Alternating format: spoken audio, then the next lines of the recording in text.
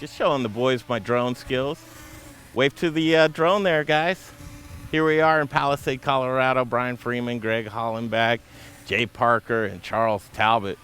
I don't know, no big deal. You're getting better, babe. I will say that, man. Let's get this sun. You're getting better. I mean, look at this beautiful surroundings, and we're going to do a little tour, Charles.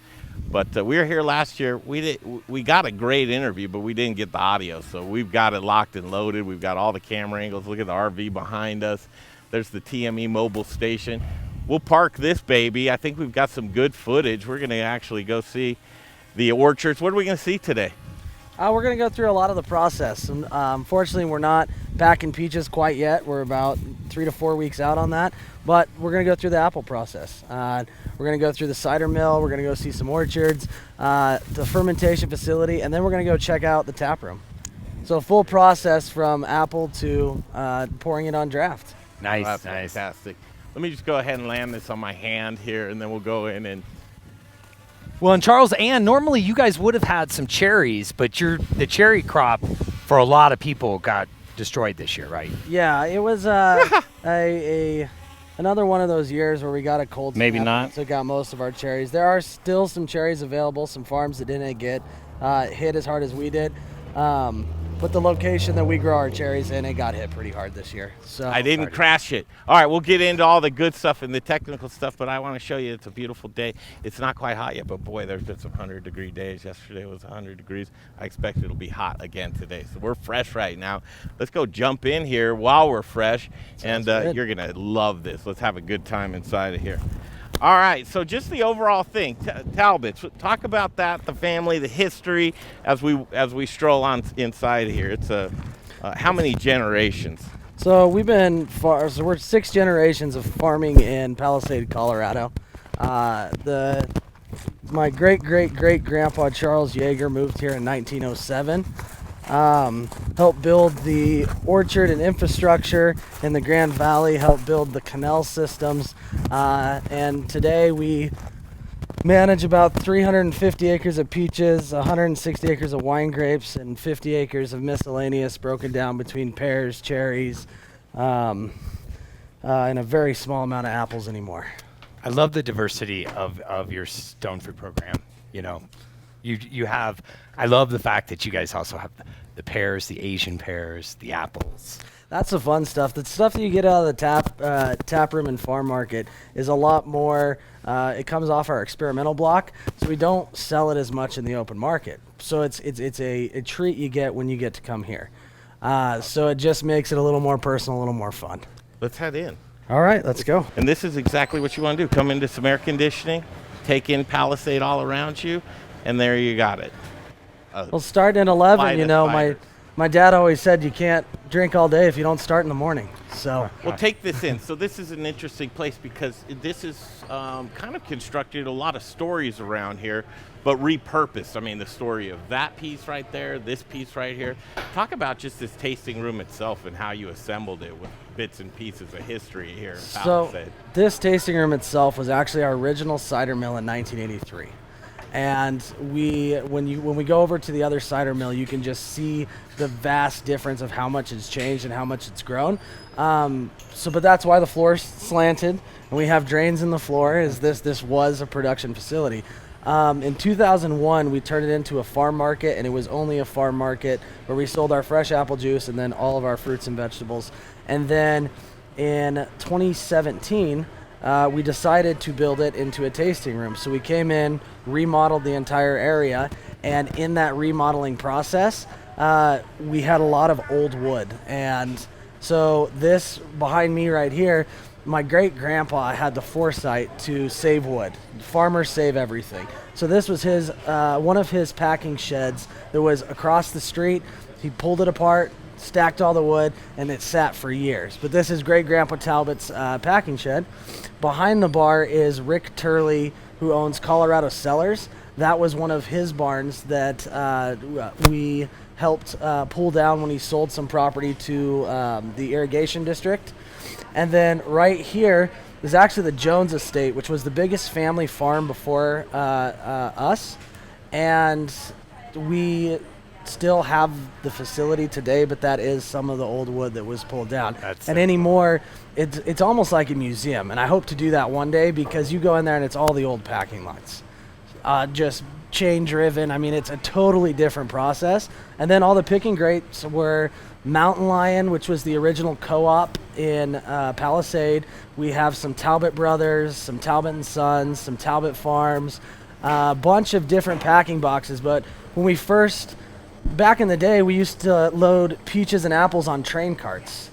This is how you got them to the, you took it by horse and buggy, you lined up at the co-op, which is now Palisade Brewery, and you stacked it into train carts. Well, and they were using straw as packing material back then. Is Yes. that what it was, right? It Yep. was you'd put your fruit inside the crate with a bunch of straw just to keep it from getting bruised. Yeah, and they were actually farming ice. So they'd go up and cut ice out of the lakes, and then they'd put them in the top of the train carts. And that was the most efficient way to keep them cold. And once they got in the train cart, you got your check, and they were gone. Not just a tasting room, it's a piece of history, and you get to take it all in. That's what we love here with the Modern Eater. Is we're on Road Trip 2021. This is day 5, and it's a Friday. We're at Talbott Farms, and you're going to learn so much about what this operation does, and the orchards that are fantastic. We'll get an opportunity to show you that too. But I just wanted to take it in, because when you get an opportunity to taste the delicious ciders and now wines as well, you get it all. You get all of your senses. Yeah. Start going crazy. Yes. Partners are. We do have a lot of great partners that are making this programming possible for you, and we got to thank you for that. Check out themoderneater.com to see who have been our partners, but the best of the best Colorado brands. And we love being here today. So you check it out. You guys have such awesome apparel. You have such awesome packaging. And this is, I look at this cooler all the time and I go, you know what, this is so awesome that you have it's stocked today. It's looking good in here. Looks fantastic. But you also don't mind having some other partners around the state of Colorado and featuring them as well. I think she needs to jump in here. That's the biggest thing that I look at when we are operating our tasting room is I'm big on collaboration. Other cider companies make different hard cider than we do. So if we can grow cider as an industry, as opposed to just promoting ourselves, I think that it raises all ships. And we work with 34 wineries we sell fruit to produce their wines in Colorado. We work with multiple breweries. We did a huge collaboration, great success with Breckenridge Brewery. We've done 2 beers. We did the Colorado Core, which is American Apple Blonde, and then the Palisade Peach Wheat, which is Palisade Peaches and a wheat beer, and that's become one of their larger brands. Hey, let me ask this. Is there any collaboration there with these guys? If you have a Palisade Peach Noosa, that fruit is coming from our facility. Wow. I love that. And Noosa actually did a program, and they've become great partners with us. Last year, since we lost 85% of our crop, as did multiple other farms, they actually donated that cooler to us full of yogurt and just said, hey guys, we know last year sucked. That's cool. Here's something for you guys. That's super cool. And they've, Charlie and them, when we go upstairs, can go more into the program of what that looked like, but it's pretty cool partnership. So. Well, that's awesome. As we go on a tour, I think it's very appropriate that we probably should grab a cider and then head on through. What do you think? Sounds great to me. All right, what should we have? You were giving us some samples last night of some really cool new things that you have, but you're tried and trues, man. Knock it out of the park. And then also a seltzer. What? Is it a seltzer? What do you call it? It's a wine spritzer. It's a wine and so spritzer. what we've done is we've taken Colorado wines and Colorado juices, and we've made a 5.5% alcohol spritzer with a Colorado wine base. Yeah, how many flavors do you have? We currently have 4 different varieties of canned wine and 4 different varieties of canned wine spritzers. Woo! I want one of those canned wine spritzers. One of those canned wine spritzers? Let's do that. What do you want, Brian? I'm going to go for one of those peachy keens again, man. I'll All right. tell you. It's great on a summer. Either that or the citrus. I don't see them. Do you see them? I don't see them. I don't know where the heck they are. At least we know they're in Colorado somewhere. Somewhere. I'm going to go find them. But in the meantime, let's go back into the chef's playground. Sounds like a good idea. Hey, Colorado. Rich O'Brien here with Elevation Food Service Reps. Monica Leonard helping me out here. We just got back into the chef's playground. Big supporters of the Modern Eater. We hope you guys are having a great time out on the road trip. I'm getting kind of excited to go see those guys. Oh, super excited. You know, the Modern Eater, we're super excited to be supporters, sponsors, and boy, these guys are really doing a lot for the Colorado food service community and all of our restaurateurs, especially as we come out of COVID. What we've got here is what we like to call our chef's playground here at Elevation Food Service Reps, with all the brands that we represent, a lot of best-in-class brands. Yes. And Monica's been real helpful in helping get a lot of these events set up for people to come in here. We want you to feel very confident coming in here to use some of our state-of-the-art equipment. So look us up at elevationfs.com or give us a call over here at 303-750-3727 and just let us know what you'd like to demo. Come see us. Get you set up. Yes, we are a Colorado family-owned business. We have our very own Colorado shelf.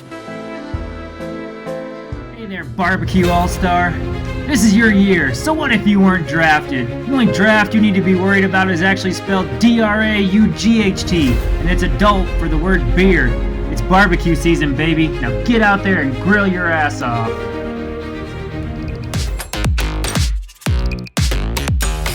Counting down the minutes to where I was going to crack this open and take it home myself, but I decided I would stock you guys up for your road trip.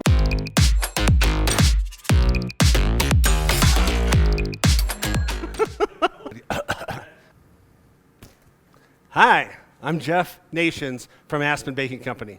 It's really important right now to support local. That's why I support the Modern Eater. Now, back to the show. And maybe, you tell me. Would The you citrus start? is my morning drink. Okay, then there we go. There Talk we go. about You this. just said I it. mean, you're walking in right here, and this is where all the magic happens. People just post up, but go ahead and describe what your bar is. So the way that we have our bar set up, cider, wine, And while you're doing it, go get those drinks. You can all buy- we all got you. glassware is made for specifically to pull different smells, different flavors, but everything we do here, we're very conscious on glassware. But we also have a wine draft system.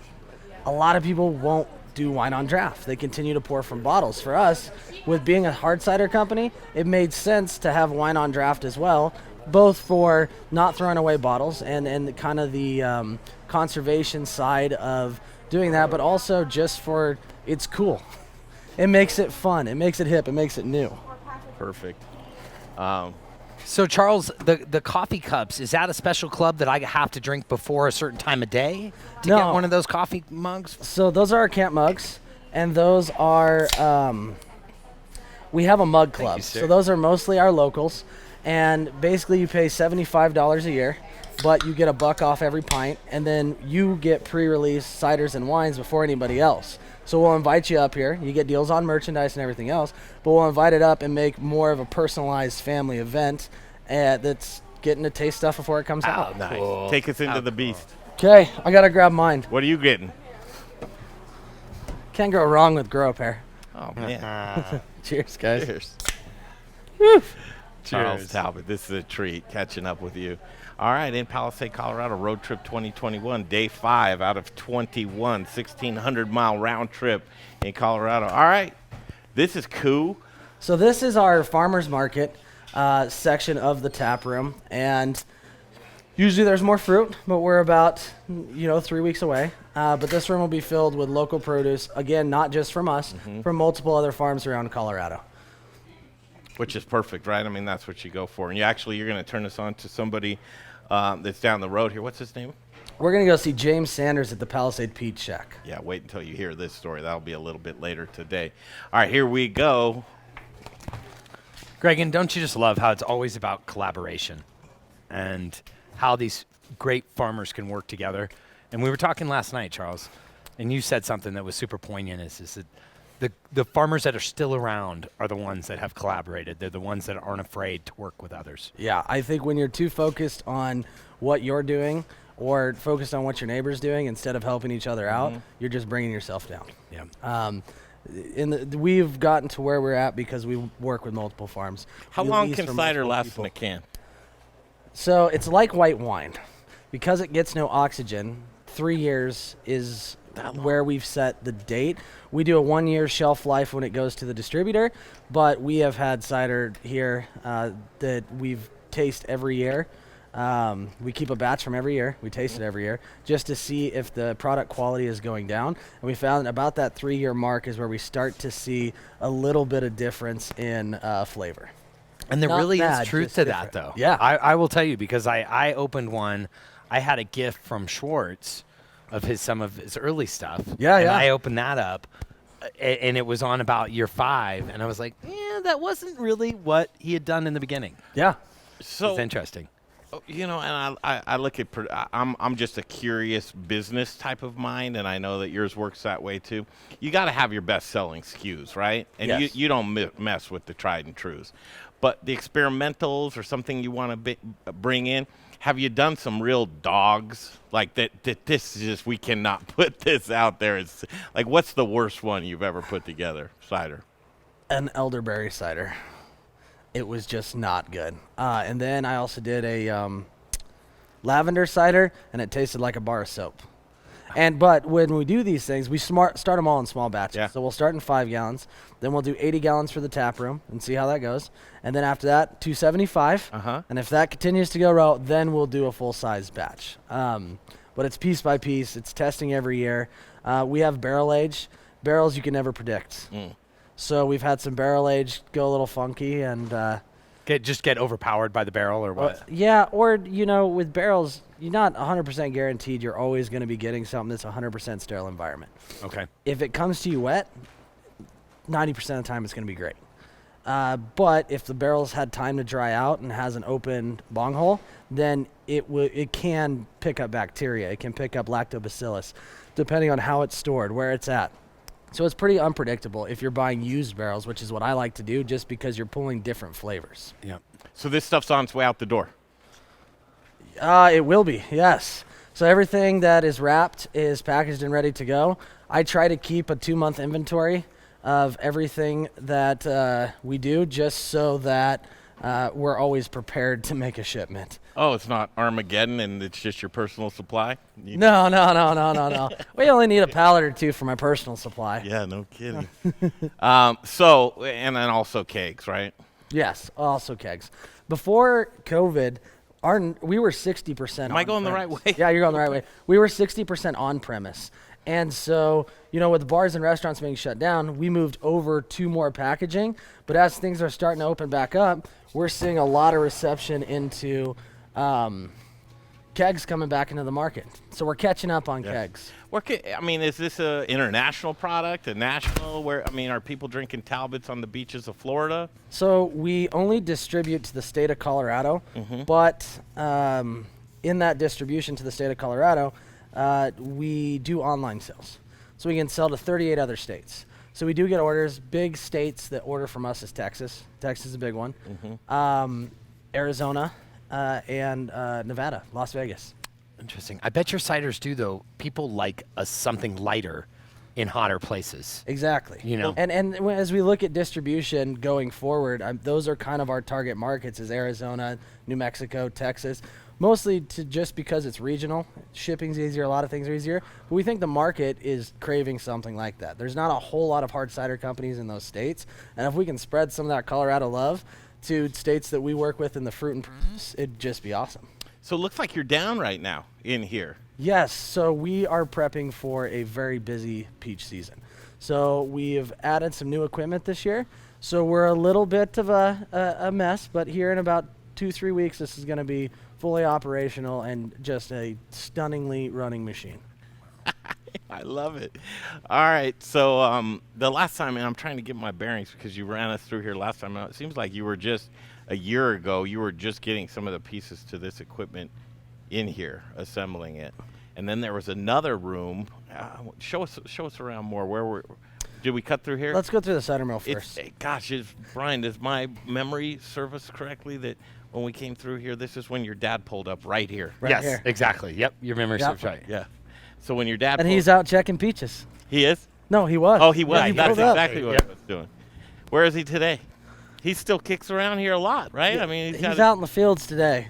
That's his favorite place. The less amount of time he can spend in the office. Hold on a after second. He is. I think Jay tent sighting.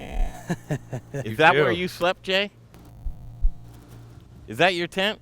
Yeah, that's my tent, but I technically I slept in the orchard that's behind it. How'd it go?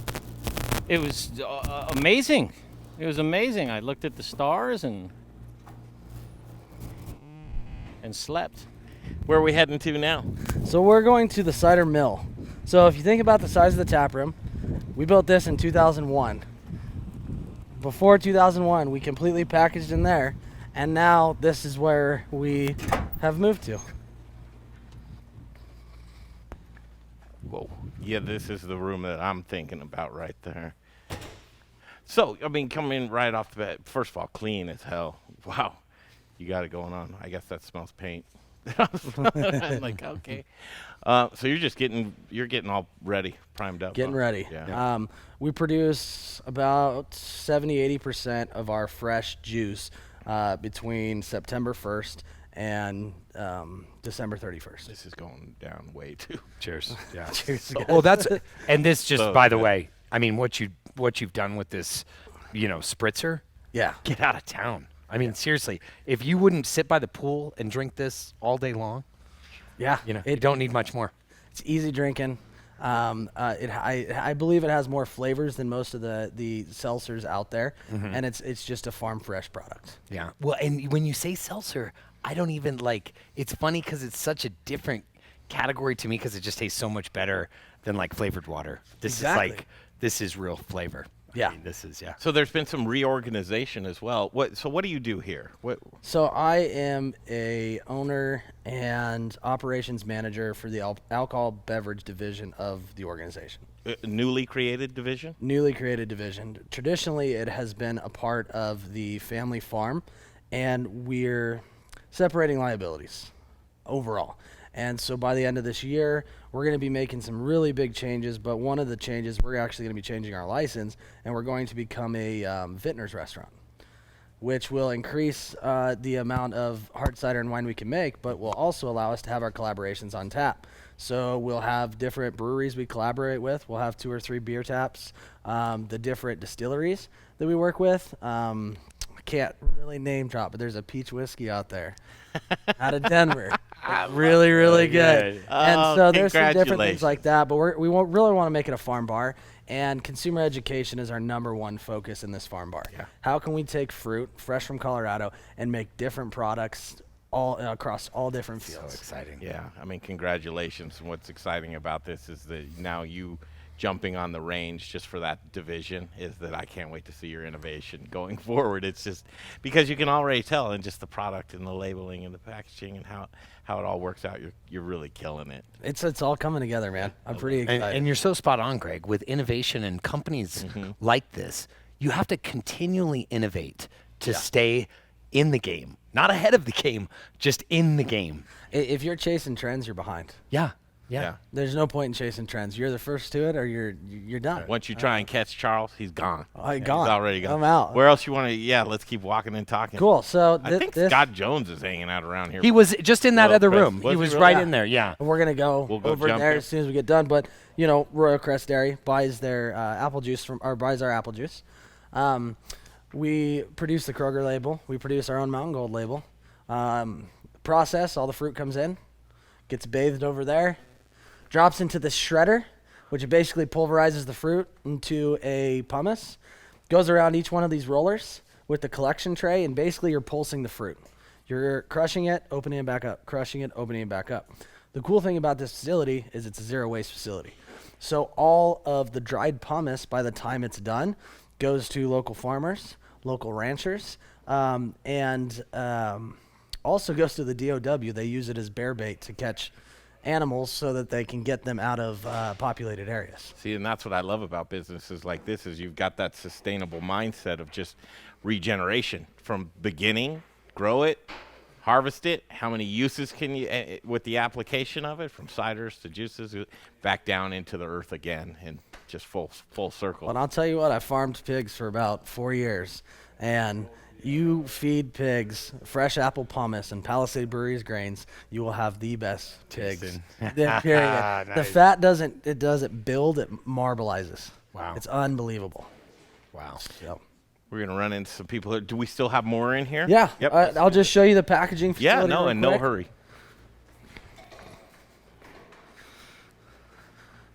Kyle, our safety manager. Hey, Kyle. is everything safe? Yes, it is. All right. Okay. All systems go. Yes. Nice. Fantastic. And you're doing testing and all that, getting ready. What do you test? I'm the food safety manager. Yeah. For the packing shed and the cider mill. I said all systems go safe. Yep. What does that mean? What do you do? We for the cider mill we're certified to a Primus GFSI level, which is it's above and beyond what the FDA requires us to do. So it's a requirement that our customers have put on us. That if you want to do business with us, this is what you got to do. Yeah. So that's what we started. We implemented it last year, and it kind of fell in my lap. What was the acronym you started out with when you saw my eyes glaze over? And I had no idea what you were saying. What is it? GSFI. Yeah. You better know what that stands for. What is it? Global Food Safety Institute. Yeah. So it's a international. It's not even really a business. Everybody buys into the same thought process. Yeah, they've Is that set what the it is? standards. Most of your large manufacturers have been doing this for years. Mm-hmm. It's slowly becoming more standard for your smaller producers like us. How much of it are you just like, that's BS, man, you don't need to, but I have to do it because it's part of that? And how much of it is like, hey, we should be doing this too? Or most of what they require you to do is common sense stuff. The paperwork can get really mundane. Tedious. Yeah. Well, a lot of it's about tracking, and that's Yeah, what that's most people that's don't understand exactly is, there's one side that's the cleanliness of the organization, but the big side to GSI, and the crazy thing is actually we adopted that from Europe. Yeah. This has been a standard that the rest of the world has been operating on for a lot longer than we have, and it's like you said, it's common sense stuff. Yeah. But it's putting it on paper and making people go through the steps, because then it rises everybody to a so it's a good process. place. That's a process that's worked out. And it protects the organizations. If you're doing these things, and if there was ever an issue in a product that you produce, you could go back to that lot and say, well, I don't know that this was us, but you can track the different processes throughout so that you know where an issue is coming from, and you can squash it before it becomes a harmful issue. Yeah, so that's when you go from just making hooch in your bathtub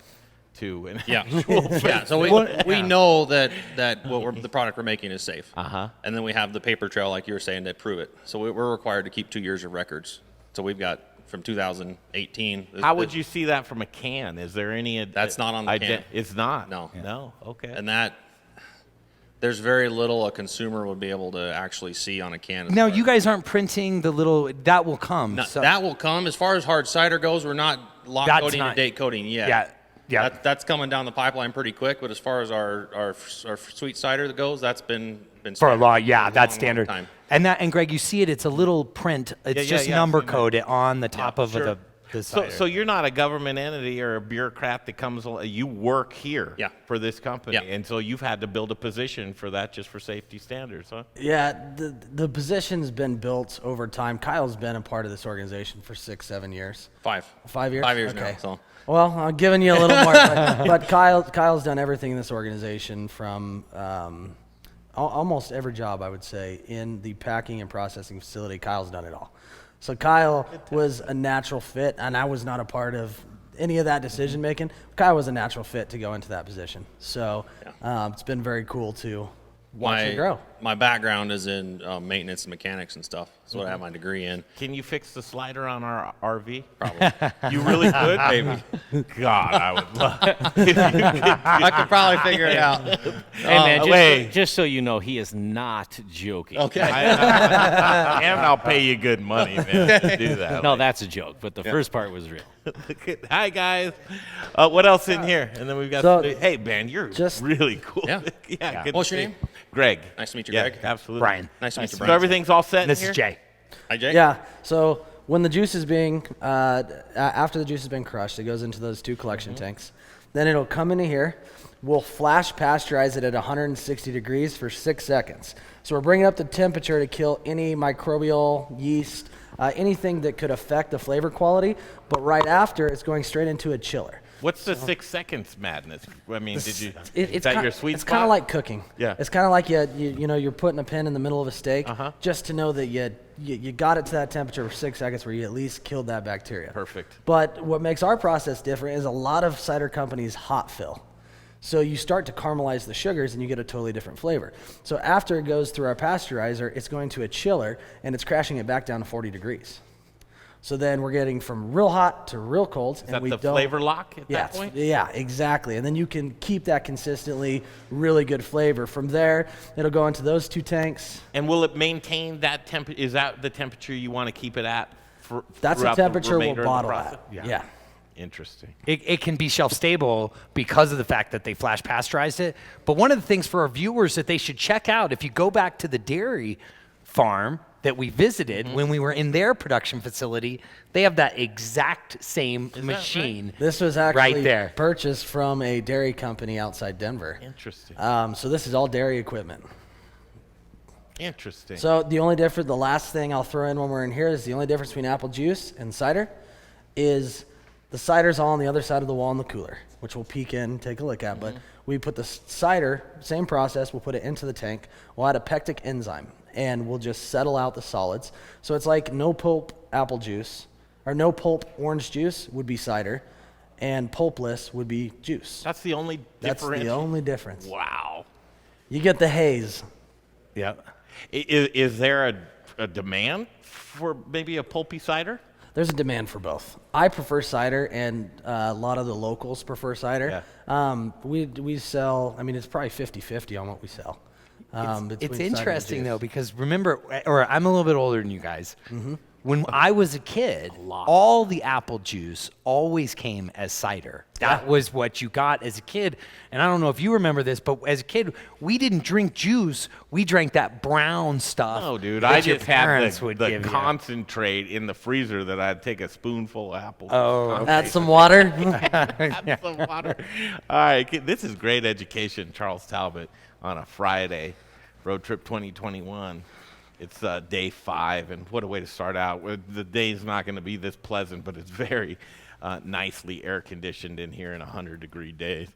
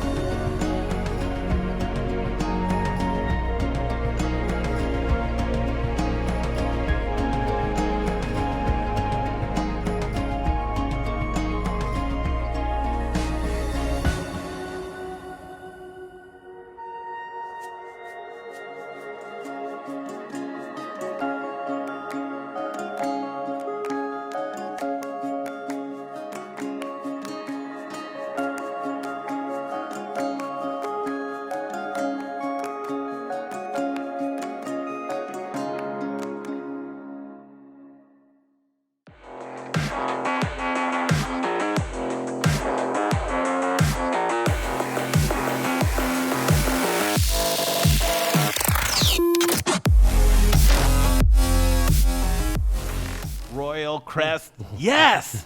Scott Jones, my friends, what's happening? Yep. Do you mind if I dig in? Dig in. Let's dig in. All right. Woo, boy, I know this. Let's start with this, though, because this is on my breakfast table all the time. Yep, got the staples here. You got to have eggs. You got to have milk. This is the best bacon right here ever. The Palisade family supplying us with chorizo, heavy cream for the chefs, right? Natalie's strawberry lemonade, a legendary chocolate milk. I'll tell you what.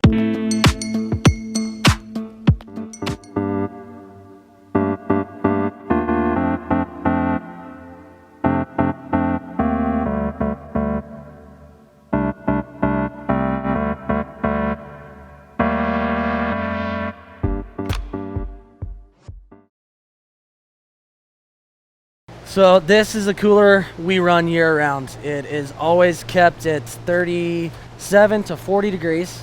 As you can see, we take our cleanliness very, very seriously. And do you need this big of a cooler? Oh, when we hit fresh fruit season. Oh yeah. It's full to the rafters? We'll have apples stacked to the roof. We'll have peaches stacked to the roof. You guys can come see some apples right now. Impressive, isn't it, Brian? Is that pectin back in the 5-gallon buckets, or is that? God, what? Or is that a byproduct, an apple byproduct that you guys? Because some of these totes, you guys are going to fill up juice in these totes to sell to other people at some point potentially. Yes. Right? Yes. Working with other organizations. To tell you the truth, it's the food bank. So during COVID, the food bank of the Rockies here locally got a lot of support and a lot of funding, but they didn't have the cooler space. So we opened up our cooler space to allow the food bank to, keep all that fresh food, both in this cooler and in the other. Nice. So. And now, are these some apples that you're letting somebody? Are these some apples that you're letting someone store, or are you supplementing your own crop with some of these so you can keep the juice in production? This is supplementing and keep the juice in production. We don't have controlled atmosphere coolers. We don't really have in Colorado. Not at all. So we can't, to be able to produce juice year round, we do have to source apples from other areas. But we keep the whole process from apple. We don't buy juice from other areas. So these barrels back here, are these full? Yes. They are? Yes. I'll bet there's some very cool stuff going on over there. We got some red wine. We got some Tempranillo back there, some Merlot, a little Cab Franc. These totes right here are all of our barrel-aged ciders that we're going to start kegging this week. And then over here is just some of our bulk wine used for, one, we sell it to other producers, but we also use it for our spritzers, for our own wine. So many moving parts. It's just amazing. And the name of the game is first the fruit, of all of the abundance of fruit that you get here. But also the collaborations go outside of that, because a lot of the times when you talk about fruit to supplement, you're supplementing fruit for other people's organizations and operations. Talk about some of those things like Carboy and those types of collaborations. So we work with about 34 to 35 wineries in the state of Colorado, and we provide all their fruit. They're wineries that, one, don't have a viticulturist there that can, help them farm the vines, or they just don't want to do it, which is completely understandable. So we actually didn't start making wine until about 2 years ago. We were just selling juice and wine grapes. And since then it's changed, is, looking at our license, we had an abundance one year of Riesling, and we said, maybe we should take a whack at it and just see what happens. And since then, our products have started to grow. And then we've created great partnerships over the years with, multiple wineries across the Grand Valley, and Carboy being one of them. Carboy out of Denver. They just opened, or they're in process of opening up Carboy at Garfield Estates, so that they can start producing their own estate-grown wines here in the Grand Valley. Love those collaborations, and more collaborations we're trying to find. It's got Royal Crest Dairy. Just set that up. I think we'll run into Scott, but you guys are doing business together as well. Yeah, we've worked with Royal Crest Dairy for a very, very long time. We work with quite a few dairies over on the Front Range. Not as many here in, we don't really have as many dairies here in the Grand Valley. I was going to ask, probably a handful. Yeah, we got one or two dairies here, but more larger corporate dairies. So this is our hard cider and wine production facility.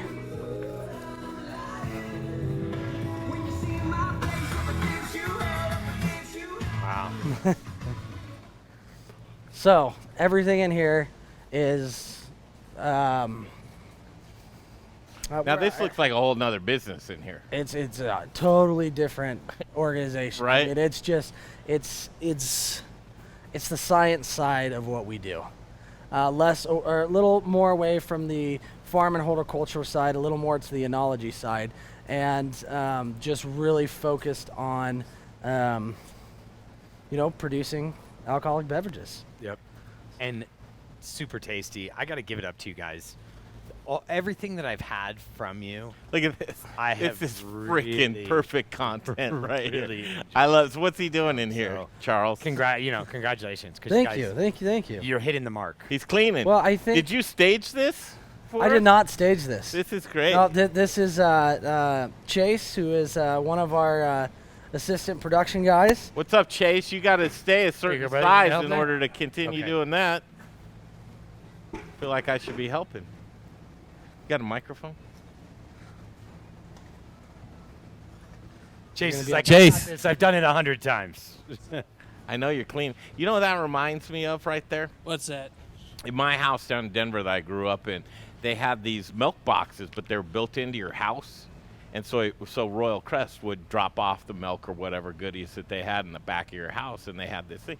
I used to be a little kid that when I forgot my house key, that's how I got back in, through that little box.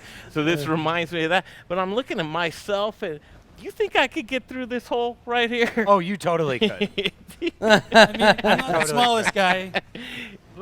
Let's. I think that would be incredible content. But you got to kind of think of the rest of your life. It's like you've just got to size yourself to this hole. Yeah. Just These make ones sure are, you can get through the hole. Those ones over there are definitely a lot easier to get into. Can I ask you to do that again so I can take pictures of you? That's really weird sounding, I right? gotta get back in there anyway to spray it Do out. you really have to get back in there? We're doing something when we do called the picture of the day. And this is going to be my picture of the day right here. You getting in that hole. But I would really appreciate it when you come back out that you look like you're getting stuck like Winnie the Pooh. Stuck like Winnie the Pooh. Got it. You know, coming out of the tree. All right. So I will say on product quality, I think Okay. the biggest thing that really helps us be able to produce good products is, one, we drink them ourselves. And we want to make something that we enjoy, but really focusing on the fruit and pulling the concentrates out of the process, really focusing on 100% fresh fruit as opposed to just a bunch of additives that's fake, and sweetness content. Every cider that we sweeten Without here, the we're not step adding stool? sugar. We're back sweetening with fresh pressed juice. Yeah. And it makes a difference. If we need more sugar, we're using products like Riesling. Grow a Pair, we didn't want to add too much juice because we were pulling away from the flavor. So we back sweetened it with Riesling because it's, the difference from 5 bricks to 17 bricks. That's wild. Here's something that I find really interesting and encouraging for the little people out there that want to start something. Your approach was you didn't go out and like a big Coca-Cola or conglomerate and say, what is a profile that people are drinking and how do I make that? You said, hey, let's make something from the farm that we believe in, and let's tailor it to make sure people like it and get feedback from our customers. And your customers, your biggest one obviously being yourself and your family. Yeah, of course. Giving the right kind of feedback that was open for criticism, and you, again, nail it on many fronts. Well, thank you. Peach Street. They're neighbors, right? Yeah, neighbors. Go right down the Absolutely. street. So You work with your neighbors a lot. yeah, so our barrel age program, we've moved to all Colorado barrels now. We're only working with Colorado distilleries to age different ciders. So we take our flagship ciders and we put them in different barrels. So Davey down at Peach Street Distillers, he'll just call me and say, "Hey, I just dumped 2 tequila barrels. Do you want to buy one?" Yeah. And so it's a really good process and relationship we work together in. And I believe it makes for better products. Yeah. Colorado's got a hell of a brewery, cidery, winery, distilling program all the way around. I think Colorado is one of the coolest things about Colorado is they're focused on producing great products. World class, I think. Yes. I mean, personally, that's why we do this. And again, I hope you're enjoying this as we're taking a walk around with Charles Talbott. One of the kind of the theme of what I'm seeing here is let's clean up, let's get ready. We get hammered, and that's Colorado growing is its seasons, right? Yep. Yeah. So if you're not ready for the season, and if you can't make what your yield is stretch and use as much of it as you possibly can, you're going to be, behind the 8 ball on a lot of stuff that you do. So cleaning, getting ready, being organized, having your business model down, all your packaging, all your labeling, everything has to be ready to go. And you guys do a great job of that. Well, thank you. We Yeah, appreciate let's that. go see outside. And seriously, this business right in here, this is cool. You can tell the operation and kind of the culture and other things. I don't know, I just get that feeling when I walk into this portion. Well, and it's all the way around. The biggest thing that we focus on is making everyone here feel like family. And our core group of people that work here year-round are family, and even our H2A labor that comes up from South America, these guys have been coming back for 20, 30 years. So we work with the same guys every year. We request the same guys, and we have really good relationships with these guys all the way around. Really means a lot. Yeah, Really means it makes it fun. And this is where Jay makes the video go very fast. It goes, and we walk around really, really fast.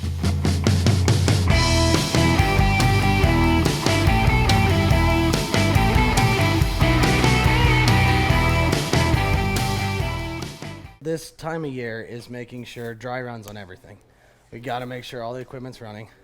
We have everything we need. Boxes are ordered, boxes are prepped, and we will actually have our seasonal labor come in a week before we even start the operation to do these dry runs, to make extra boxes, to make sure that when we're firing on all cylinders, because we got 8 weeks of 12-hour days, 7 days a week.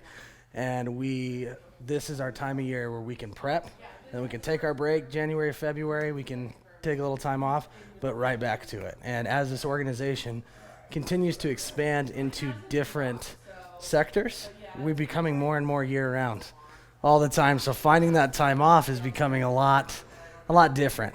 But embrace the grind. It's a good time. Checking out this map over there. Can we take a look at it and you can kind of give us our bearings? Yeah, as soon as yeah. So this map is all the different properties that we manage and lease, own, manage, and lease. Because we do lease from a significant amount of different people where we manage their fruit.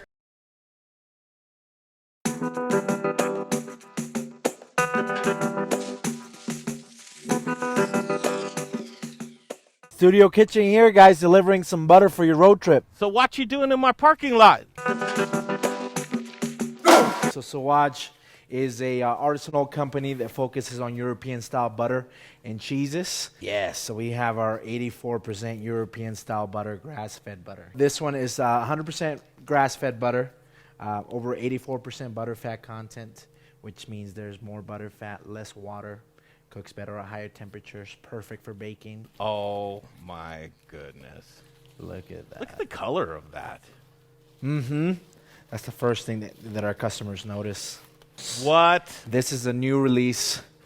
We don't even have it out yet, Greg. This will be going to retail this weekend. Oh, look at that. Thanks again. Absolutely. Martine. Man. Later. Thanks, guys. Hi, I'm Amber with Strohauer Farms. And I'm just here to remind you that the best potatoes are grown here in Colorado. Goodness elevated. Thanks for watching the Modern Eater Show. Farm box foods. We are a company who builds farms and shipping containers. So we make hydroponic and gourmet mushroom farms.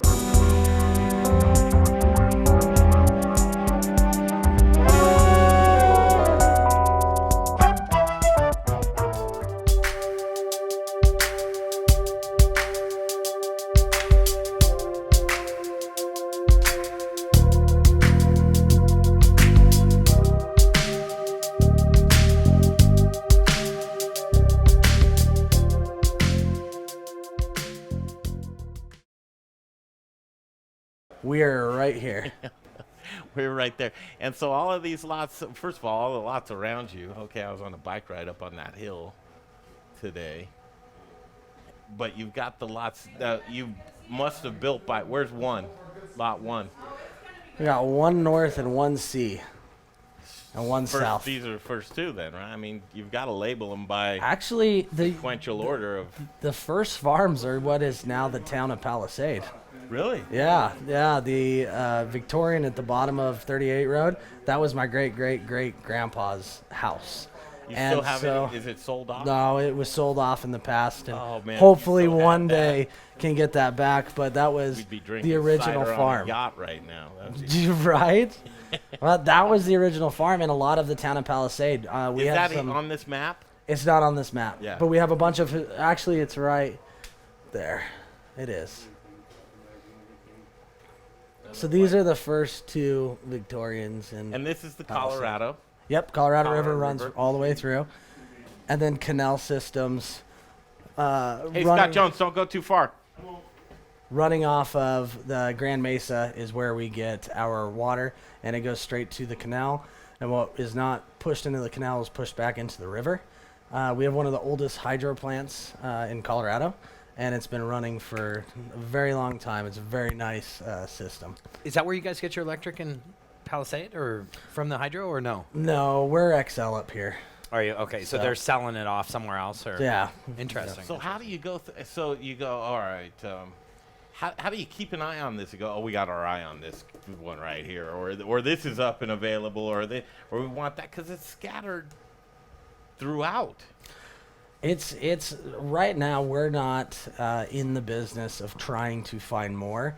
What we're finding is that as a lot of these smaller farms go and decide that they want to sell and they want to retire, that they are selling to doctors, lawyers, pretty high price land up here. We're about 40 to 56,000 an acre, and with that, you got to have a certain amount of income to be able to afford those. But the people who typically do that, they call us and say, I'm not a farmer. Would you farm this property? So more leases as we build Supplemental forward. income for them as well. Exactly. Right? I mean, that's fantastic. Everyone wins. I'm curious, when you say that price, that's insane. It's insane. First off, just I mean, guys, so just so you know, normal farmland, you're not even you used to talk hundreds of dollars an acre. What they say is expensive is $10,000 an acre. Yeah. When he's saying 40 to 60,000 an acre, that's beyond. I mean, that is astronomical. So my question is, water come with that? Yes. That is the one side of farming in Palisade that you're very, very fortunate is you can't sell the water rights. Water rights are owned by the land. So they transfer with the land. Smart. Very smart. And a lot of the Grand Valley is actually conservation easements. So that also makes your sellable value, should make it go down. But as more and more people are moving to the state of Colorado and to the Grand Valley, they're pushing those prices up. And, you know, if you wanted to start being a peach farmer here tomorrow as a young 25-year-old guy, it'd be a very hard challenge to justify how long that will pay itself off. So we're at a time in history. It's going to be really interesting to see how things shake out in the future. I love this. But to give you an example, this is my house. My grandpa purchased this in '65, and he paid $8,500 for it. It watered 3 different ways, but it's 7 acres of peaches. And then right on the river. Right on the river. That is so cool. So do these signify family? Are these in this color, or is that stuff you're not leasing? Or numbers are owned. Oh, gotcha. Numbers are owned. Letters are leases. All right, so we're going to get to sneak around a lot of here today. Where is Kaibab Sauvage and Sauvage Spectrum? Sauvage is right here. Is there more coveted areas of this farming land than others? And if so, why? What do you mean? Like, is it real lush up here? Like, this is the perfect temperature, and this So- would be great for grapes, and here's great for peaches, and cherries will do wonderful there, or is there? We farm what we call the banana belt. The closer you are to the mountains, the better inversion you have, the higher the temperature. So the dream areas is all the vinelands. Vinelands, canyon winds, kind of, you know, even up to Cocopelli. So from Cocopelli to 38 Road, that's almost the frostproof place Yeah, to be. stay up on here, Jay, while we're talking about these. And where areas. yours talking about is almost really this. Really, off the this map. section up to the canyon, this is actually a really good growing area through here. But it's all based on those inversions. You know, some of our colder areas are down here. Down here. I mean, K is a cold area. Schroeder's cold area. Interesting. So closer you are, the warmer you are, but you basically change what you're growing based on those areas. These areas are great for hybrid wine grapes. Fantastic for that. And then, first of all, this is what's cool. I want to recognize this as really silly and stupid, but this was printed up for you. But the fine people from Debbie Lang Insurance Agency who took it upon themselves to make this big print for you, they need a little recognition because that's why they did it, right? Brilliant. Good marketing for yourself, Debbie Lang Insurance Agency. All right. Carboy's got some new property up here as well. Where's that? Yeah, Carboy's over on G Road. They're about right here. And go ahead. There's a lot of the topography here is very rugged, up and down, and there's pockets. That's what you have all these. What's super cool, I think, about this area, and a lot of people don't talk about this, is your microclimates. Yes. That you have here. Well, and, we've spent nights, so when we run wind machines and we're prepping to run wind machines, we're going and taking temperatures at all these areas manually with a hand temperature gauge. And it's amazing because you'll get these microclimates of it's just this wind moving right through here and it's coming up this way, but you will also run into clouds. Yeah, if you got one cloud over an orchard, it's warm. Mm-hmm. Clear skies, nightmare. Yeah. Clouds, probably be all right. Where's I-70? Right here? I-70 is that road up top. Oh, is that? Okay, that's it. Yeah. Right there.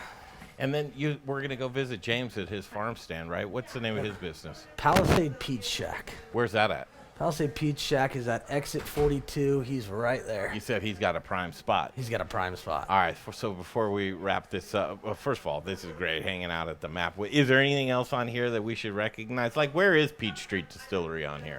Peach Street Distillery and Palisade Brewery are right here. Now. No, across the tracks. They're right here. Gotcha. And is that Junction? Mostly Clifton. Mostly Clifton. Yep. We don't quite get into Junction. It's Appleton and Clifton. So, I know. Okay, now I know exactly where we are. And we're right here, right? Yep. Man, that's impressive. This is, you rode back into this residential, Greg, didn't you, this morning? Yeah. And saw that. Now, this probably, I got to believe this was all family land at one point, right? Yeah. I mean, did you guys sell off these little neighborhoods over the years? Different generations have had different mindsets in land, but yes, back in the day, Sabrio Rio was a part of my great grandpa's family farm. Wow!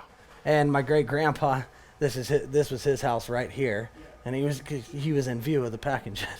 Wow. So he could keep an eye on things. Just keep an eye on things. Why wouldn't you, right? This is my Uncle Nate. He is a owner and the packing shed and cider mill, basically all packing operations. He is the manager of that entire side of the organization. Wow, that's a lot of responsibility. Nice to meet you, Brian. Hey, I'm Greg. Greg, all right, nice to meet you. Yeah, nice. And this is my Uncle Charlie. Hi. Uncle Charlie is our CEO Uh-huh. and runs business, marketing, and sales for the organization, and also an owner. Well, I just saw the office. Nice to meet you, Charlie. Got it. Brian, Greg, and Jay. Greg, Jay. Thanks for the walk around. We were just, why we're up here is we were trying to jump Scott Jones, who I think. Because you all have had, and maybe you Jump guys into could the talk a little okay. bit about that. You've had a great relationship. You know, there's what we found is it's really neat to have, as a small entrepreneurial Colorado business, to hook up and have relationships with other Colorado businesses. And I think not so much in my youth was that seen as something that's really cool, but with this whole advent of ag tourism, with the whole advent of people really wanting to cultivate relationship and knowledge with the fruit that they're never going to, or food, expect to grow themselves, but at least somewhat vicariously they'd like to have some kind of relationship. And it's just a perfect partnership to have Colorado businesses doing business with other Colorado businesses to bring that. Maybe it's an overused word, but there's a little authenticity there. There's a little authenticity to that, and I think that really helps us even when we deal with the larger chains that have a national footprint or a large regional footprint. They see this kind of stuff and understand that their business model needs to demonstrate a sensitivity to locally produced product. It wasn't too many years ago when a national chain would say it's going to be the same if you're in Orlando, Florida, or Seattle, Washington, because that's our model. That's gone away. The understanding that we do need to, our customers expect us to understand and be sensitive to what is being produced in our own backyard, has been a wonderful blessing for us. But yeah, even sweeter to be able to do business with another Colorado company. Oh my God, we didn't even mark. First of all, mark that, Jay. That was amazing. Didn't even prep you for that, but that's what the Modern Eater we love to do, and we emphasize and highlight those relationships all the time, as we're seeing right now. Kind of a war on agriculture here in Colorado, and with Prop 16 making it more difficult for other Colorado businesses to stay in business here in Colorado. We don't want to source our food farther away from the state as possible. We want it right here in our backyards. And those collaborations, we see it time and time again, like the Spice Guy providing spices for a brewery. You know, we need cardamom for that.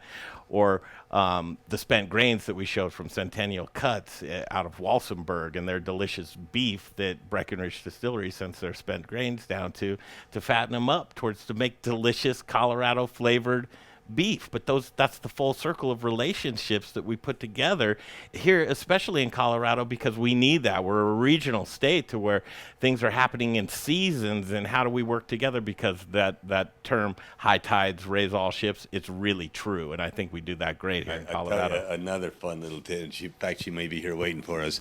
A couple years ago, we got to working with Noosa, and they did a Palisade peach yogurt. And it was terrible because last year we had a crop freeze, and so they ended up, in a bit of a pinch, not being able to go with their yogurt. But they started regionally, they went nationally. It's been a great hit. Noosa has come back saying, "Hey, we want, in our partnership with you, we want to sponsor an orchard." So we've got a sign out there that an orchard we planted this spring, a sign out on the gate, shouting out Noosa's proudly sponsoring the trees in this orchard block, and a couple of key individuals that played a big role on it. We got their names out there, but that's one of those that speaks to that, the value that we see in working with other Colorado businesses. The power of numbers. I saw that this morning, Charlie. I'm so glad you brought up, and I was leading in with the cooler earlier, but thank you for closing that loop, because I was curious if they had bought it, or like you said, they're just sponsoring it. Yeah, no, part of their initiatives, they said, we want to do this, and we said, wow, how do we say no? So they pitched us for the cost of the trees going into that block, and bring on more of that. And I don't even know, but that could be in a Royal Crest Dairy box of sand. I mean, that's how that builds, right? And so Scott's here. I'm not putting you on the spot, but I'm kind of am. There's a lot of memorabilia around here, and it's not often that you get into the offices right here at Talbot's. Show us something cool in your office. Just something cool. One thing that's really cool. Can we see it that you love? Yeah, I'll show you. I'll show you something. All right, show us. This isn't in the fruit theme. I don't have much fruit theme here in my office, but I'm a little intrigued and fascinated by history. This is a replica of a map that was created by a famous cartologist in 1775. And what's impactful to me in this treaty languages between the Dutch and the French and the Spaniards and the English, but more than that, to realize that this whole Eastern Corridor and this Gulf of Mexico and Central America was very, very well known. And when we look at Colorado history and the fact that this valley, the Westerners came into the valley and built up what we have here today, starting in the 1880s, they had already had 250 years of history out here. Where we live is entitled Vast Tract of Land Unknown.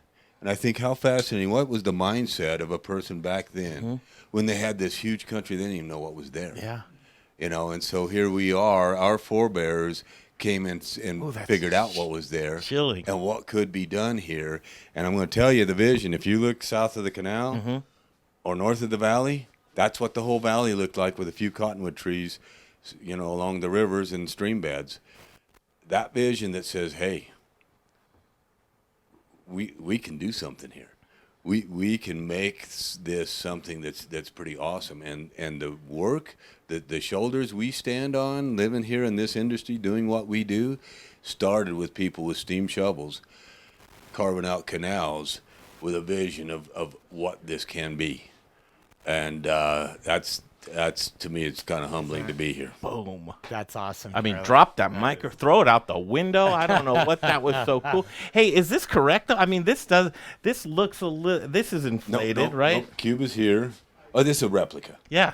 But it's just the way that they picture, because there were no overhead satellites looking down.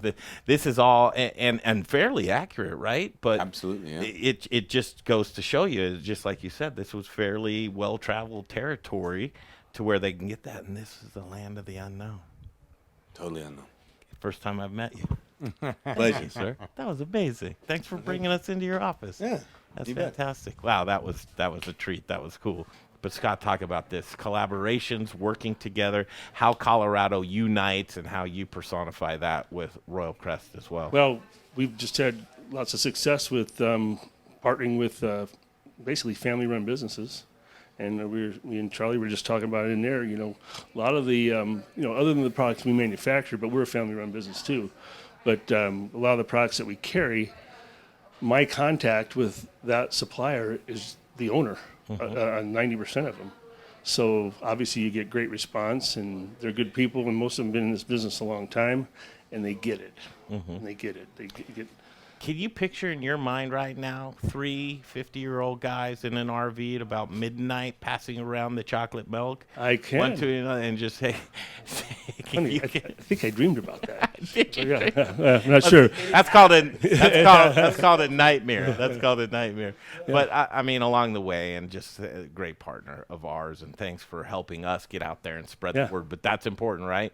To let people know, Colorado, here's all the badass stuff we do. In addition to all the other cool stuff Colorado does, but I didn't realize everything these guys did. Wine, it just goes on, and they got the little country store over there or whatever. That was way cool. I think Royal Crest is one of the incredible examples of collaboration from small roots of a Colorado company that now has reached out to great partners like River Bear Meats and other people that they're putting other local Colorado Palisade and Talbott's, and they're really spreading the word of local over at Royal Crest Dairy. I think you guys are. Yeah, we were talking today with these guys. We're going to do the Palisade peaches this year. For our home delivery. Is that a go? Yeah, well, it was a go. The reason it wasn't a go last year is that they had the freeze in April. But you're turning it back on? Turn it back People on. People are going to freak out. Oh, yeah. But when we did it 2 years ago in 2019, 7,800 cases. What? Wow. Times 16 peaches. I don't know. That's a lot of peaches. 100,000 peaches. Well, put me down for a Yeah. How do you get in on that? Just curious, Scott. How do you get in on Well, we've always bought their apples. Yeah. Juice year-round. That's always been a staple. And Skip came and met with me one time and just started talking about the peaches, and he think it might be a good fit. And I said, I'm willing to try anything because we need, we want to get our ticket average up. You're already a online vendor. In other words, you're already in our system. I don't have to, we just go. So for our viewers who are just love Colorado and Colorado food, and that's just really our thing, they go, what? You're blowing my mind. It's just all about milk, right? No, it's not all about milk. How can people find more information about your partners, and then get the same thing? Because for you opening up these channels of distribution to get these great Colorado products through your channels as well, that's amazing to be able to do, because that just spreads the love, more exposure. How can people learn more information? The easiest way, obviously, is www.royalcrestdairy.com.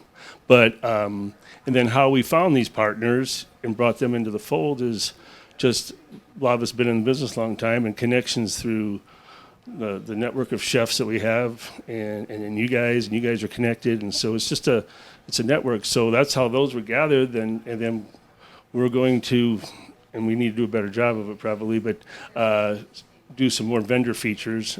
And maybe start with these guys, and then some of the others. We've got the bakery, Aspen Baking, City Bakery, Polidori, Tico's, on and on. So, but our website is interactive. I mean, as far as we're working it all the time. They're featuring items all the time, And so And you're subscription based too. I mean, you guys. yeah, have- so we'll take members. All you have to do is sign up online. How big is that? I mean, you probably it's none of my business, but how big is that member list right now?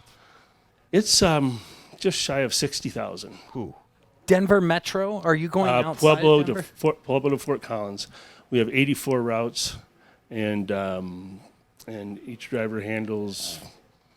Gosh, well, some drivers. It depends on the area. You know, if it's a tighter area, you know, they might do 225 customers a night, and if it's a little bit more spread out, like maybe out in Parker or something, you know, they might do 150 customers a night. Let's make sure. Let's keep those trucks packed. Packed. Pack them up. Yep. That's the name of the game. If it's going to be out on the road, let's make sure it's full. Yeah, and that's the we're kind of we're kind of two businesses in one, because home delivery is what I call our retail business, and that's the home delivery that the dairy was built on for almost 100 years and have hung on to through thick and thin, and now it seems to be doing well. And then we've built the wholesale business up, and that's our business-to-business arm. And so we sell to area chefs and distributors and everything. So we've kind of got two sides of the business. But the Colorado economically is pretty healthy, or it's charging back hard. And so I know I was just in there talking to our transportation manager. He goes, "Woof, we're having a day." And I said, "Are we in business?" He said, "We're in business. We're doing good. It's just we're having a day." Ooh. That just means you're busy. He's busy. Yeah. So I'll take that. We got free Scott out eating meals and making deals. That's what we got to be doing. We got work to do, right? And I appreciate what you guys do. And you guys have heard me say it before, but the first time I got exposed to what you're doing, I said, I always like it when somebody creates something out of nothing. There was no ad in the paper for a Modern Eater franchise, right? No. One of you guys just woke up and said, I got an idea. And it's all of us, because the Modern Eater alone, without Brian Freeman, without Jay Parker, without Charles Talbott, without Scott Jones, just on an island alone, it's just that. And that's why we work together so well, because we're going to use our marketing channels to scream from the rooftops about Talbots and about Royal Crest. And the Royal Crest Skycam will be out more and more today. That's right, yeah. We're going to get farm footage. Yeah, that's not the Goodyear blimp. That's the Royal Crest Skycam, right? Yeah, exactly. Yeah. It has a good ring to it, doesn't it? Hey, thanks a lot, guys. Appreciate it, really. Thank you. Great to see you. Great to see you. Thanks for stopping by. And Charles Talbott, man, dude, I cannot wait to see this young man's future, right? He's like Yoda. Dude. You think he's 70 years old with a little his better knowledge looking, base? you know? I mean, really, just a sharp, smart guy, great knowledge base, innovation. Your future is so bright, and so is the next generation of Talbots. Well, thank you. I appreciate it. Fantastic.